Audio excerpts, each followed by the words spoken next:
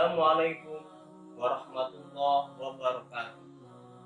Alhamdulillah, wassalatu wassalamu ala rasulillah wa ala alihi wa sahbihi wa mawalah amma ba'd.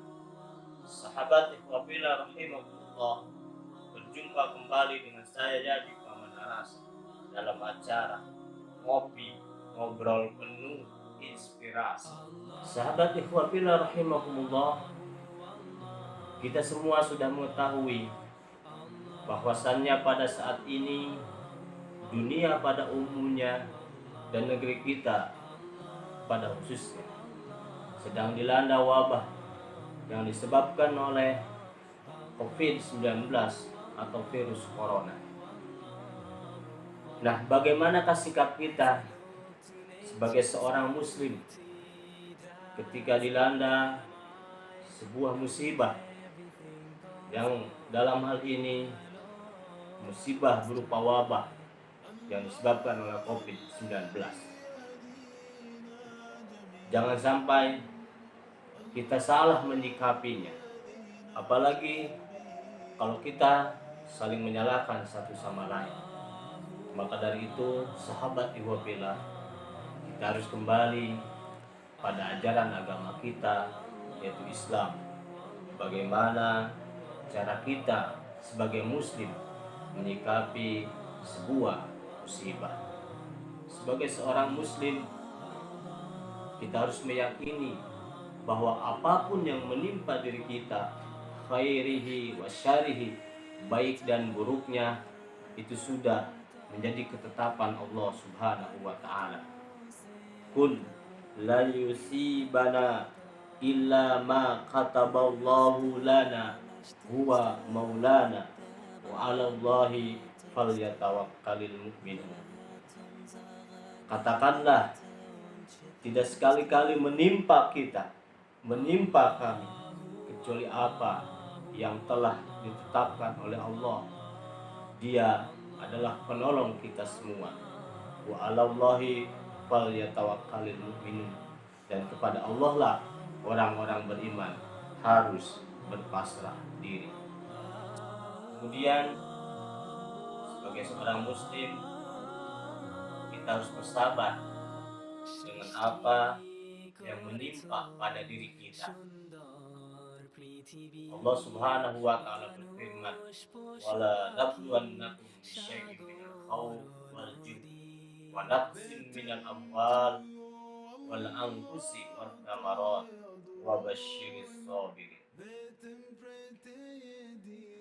Wala nabluwannakum, dan sungguh kata Allah, kami akan menguji kalian bisyai'in minal khawf, dengan sedikit dari rasa takut, wal ju', dan kelaparan, wa naqsin minal amwal, kurangan harta benda, wal anfusi, kurangan kehilangan jiwa, wat thamarat, dan buah-buahan, wa basyiris sabirin, dan berilah kabar gembira pada orang-orang yang sabar. Sabar bukan berarti berpasrah diri menunggu keajaiban dari langit, tetapi sabar adalah ikhtiar dan doa yang disertai tawakal, kepasrahan diri kepada Allah Subhanahu wa ta'ala. Oleh karena itu, kita harus berikhtiar dan berdoa agar Allah Subhanahu wa ta'ala segera mencabut wabah ini dan berpasrah diri kepada Allah Subhanahu wa ta'ala. Kemudian kita renungkan apa hikmah di balik musibah ini.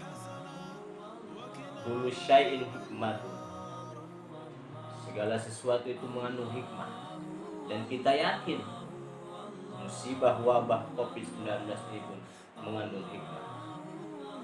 Karena itu kita harus renungkan apa hikmah di balik wabah ini, agar menjadi pelajaran bagi kita semua. Maka dalam kesempatan ini saya ingin mengajak sahabat ikhwafillah rahimakumullah untuk bersama merenungkan apa hikmah di balik wabah COVID-19 ini. Sahabat ihwafillah rahimakumullah, wabah COVID-19 ini disebabkan oleh virus. Kita tahu bahwasannya virus itu adalah makhluk Allah yang sangat kecil. Tetapi makhluk kecil ini bisa membuat manusia ketakutan. Di sini kalau kita tangkap, Allah Subhanahu wa Ta'ala ingin memperlihatkan kepada manusia akan kemahakuatannya, akan kemahakuasaannya, akan kemahagagahannya, agar manusia menyadari bahwa dirinya lemah. Karena banyak manusia yang lupa bahwa dirinya lemah, sehingga muncul kesombongan dalam dirinya. Ada manusia yang sombong dengan kekuatannya, dengan kepintaran dan ilmunya. Saya punya nuklir,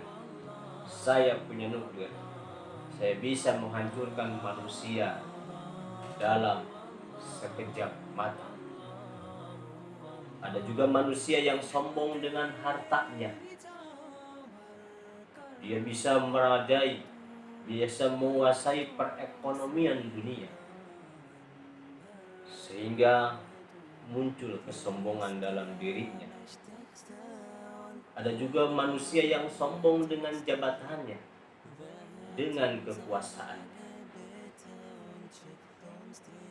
Dengan kesombongannya ini, dia lupa akan kemahaperkasaan Allah. Dia lupa akan kemahakuatan Allah. Dia lupa akan kemahakuasaan Allah Subhanahu wa Ta'ala. Tetapi Allah Subhanahu wa Ta'ala yang bersifat Rahman dan Rahim, bersifat kasih sayang, tidak ingin membiarkan manusia larut dalam kesombongan. Oleh karena itu, Allah Subhanahu wa Ta'ala mengirimkan makhluknya yang kecil yang bernama virus untuk mengingatkan manusia bahwa dirinya itu adalah lemah, untuk mengingatkan manusia bahwa yang maha perkasa, yang maha kuat, yang maha berkuasa adalah Allah Subhanahu wa Ta'ala. Dengan wabah COVID-19 ini, kita lihat betapa manusia dibikin ketakutan. Sebagian manusia meninggal, tidak usah pakai nuklir. Sebagian manusia ketakutan, dan perekonomian pun jadi berantakan. Ini adalah bukti bahwa Allah Subhanahu wa Ta'ala hendak memperlihatkan kemahakuatannya kepada kita, hendak memperlihatkan kemahakuasaannya kepada kita, agar kita manusia menyadari bahwa kita lemah, dan menyadari bahwa yang maha perkasa adalah Allah Subhanahu wa Ta'ala, sehingga musnah kesombongan dalam diri kita. Sahabat ihwafillah rahimakumullah, hikmah kedua yang kita bisa tangkap dari wabah COVID-19 ini adalah ketika wabah ini masuk ke Indonesia, pemerintah kita menginstruksikan kepada kita untuk berdiam diri di rumah sebagai ikhtiar untuk menghindari wabah ini. Berdiam diri di rumah dalam bahasa lain disebut dengan lockdown. Apa hikmah di balik lockdown? Mungkin selama ini banyak di antara kita yang beralasan banyak alasan ketika diajak beribadah kepada Allah Subhanahu wa taala. Disuruh tahajud, disuruh istighfar, disuruh berzikir, banyak alasan. Bekerjalah, banyak aktivitaslah. Nah, sekarang Allah Subhanahu wa taala menjawab itu semua dengan memberikan kesempatan kepada kita untuk banyak berdiam diri di rumah agar kita menggunakannya untuk bermesraan dengan Allah Subhanahu wa taala, untuk beribadah kepada Allah Subhanahu wa taala. Maka pertanyaannya, sudah berapa juz kita baca Al-Quran selama lockdown? Sudah berapa ribu kita beristighfar, berzikir pada Allah selama lockdown? Sudah berapa rakaat kita sholat selama kita lockdown? Jangan sampai kesempatan lockdown ini kita sia-siakan dengan banyak tidur, main, dan lain sebagainya, sesuatu yang tidak bermanfaat.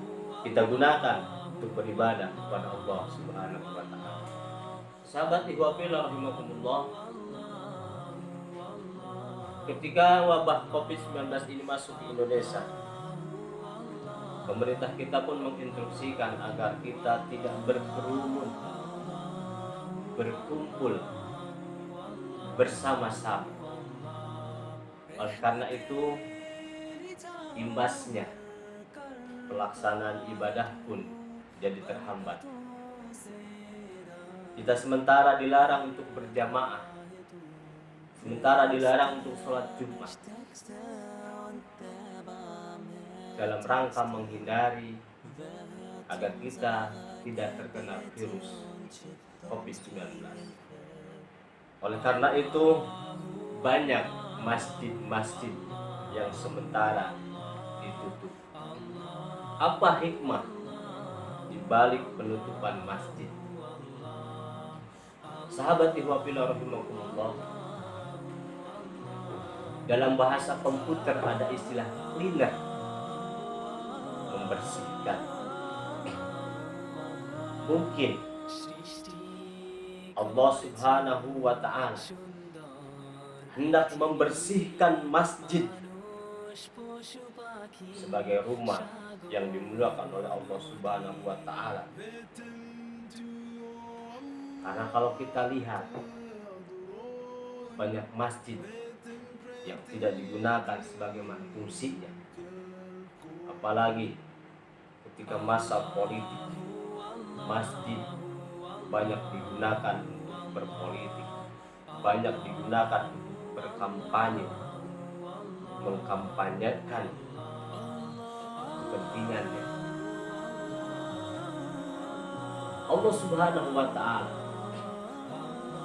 hendak membersihkan itu semua agar kita kembali menyadari akan fungsi masjid itu sendiri, yaitu untuk beribadah kepada Allah Subhanahu wa ta'ala. Bahkan sampai Masjidil Haram pun ditutup untuk sementara. Ini kenapa? Mungkin Allah Subhanahu wa ta'ala pun ingin membersihkan Masjidil Haram dari tujuan-tujuan selain Allah Subhanahu wa ta'ala. Mungkin banyak dari kita yang datang ke Masjidil Haram tujuannya hanya untuk selfie dan lain sebagainya. Maka dengan wabah ini Allah hendak membersihkan masjid, membersihkan juga Masjidil Haram dari tujuan-tujuan selain Allah. Makanya oleh Allah ditutup sementara dalam rangka cleaner, pembersihan dari tujuan selain Allah Subhanahu wa ta'ala. Sahabat ikhwah fillah rahimakumullah, keempat, sebagai bahan ikhtiar agar kita terhindar dari wabah Covid-19 ini, pemerintah kita pun menginstruksikan agar kita memakai masker. Apa hikmah di balik penggunaan masker? Di balik penggunaan masker ada makna yang tersirat, yaitu agar kita mampu menjaga lisan kita. Salamatul insan bihifdzi lisan. Selamatnya manusia apabila dia mampu menjaga lisan. Mungkin selama ini banyak di antara kita yang menggunakan mulut ini untuk saling menghujat, saling menyalahkan, membicarakan aib orang lain dan lain sebagainya. Banyak orang yang tidak berkompeten dalam satu bidang dan menghujat ahlinya.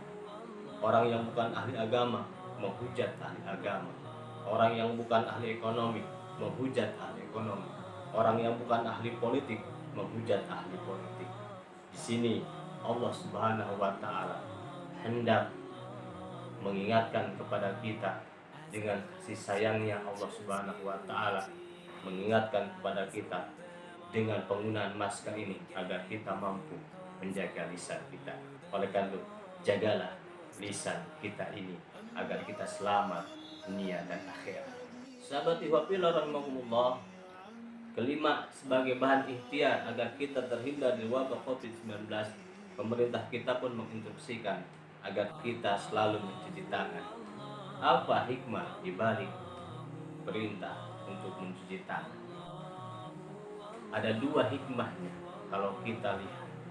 Yang pertama, Allah Subhanahu wa taala hendak mengingatkan kepada kita agar kita kembali menjalankan ajaran Islam, yaitu tentang kebersihan. Yang kedua, Allah Subhanahu wa taala hendak mengingatkan kepada kita agar kita membersihkan tangan kita dari pekerjaan-pekerjaan yang tidak diridhoi oleh Allah Subhanahu wa taala. Mungkin selama ini banyak di antara kita yang menggunakan tangan kita untuk menghujat. Mulutnya tidak menghujat, mulutnya tidak menggunjing kesalahan orang lain, tetapi tangannya digunakan untuk menghujat, membuat status di Facebook, di Instagram, di dan lainnya untuk menghujat orang lain. Ingat, Alkitabah kal-hitab, tulisan itu sama dengan ucapan. Oleh karena itu, hikmah perintah agar kita selalu mencuci tangan adalah agar kita membersihkan tangan kita dari perbuatan yang tidak diridhoi oleh Allah Subhanahu wa taala. Oleh karena itu, pergunakanlah tangan ini sesuai dengan apa yang diridhoi oleh Allah Subhanahu wa taala. Sahabat ihwafillah rahimakumullah, itulah beberapa hikmah di balik wabah COVID-19. Mungkin kalau kita renungkan, masih banyak lagi hikmah-hikmah yang tersimpan di balik wabah COVID-19. Sahabat ihwafillah rahimakumullah, sekali lagi saya mengajak kepada sahabat semuanya, mari kita sikapi wabah COVID-19 ini dengan penuh keyakinan bahwa wabah ini adalah ketetapan dari Allah Subhanahu wa taala. Kemudian kita sikapi dengan sabar, yaitu ikhtiar dan doa yang disertai dengan tawakal kepada Allah Subhanahu wa taala, dan kita renungkan apa hikmah di balik wabah ini agar kita bisa mengambil pelajaran dari di balik wabah ini sehingga kita bisa memperbaiki diri kita dalam rangka menjalankan kehidupan ini menuju Allah Subhanahu wa taala. Terima kasih. Mohon maaf. Wallahul muwaffiq ila aqwamit thoriq. Assalamualaikum warahmatullahi wabarakatuh. Allah, Allah,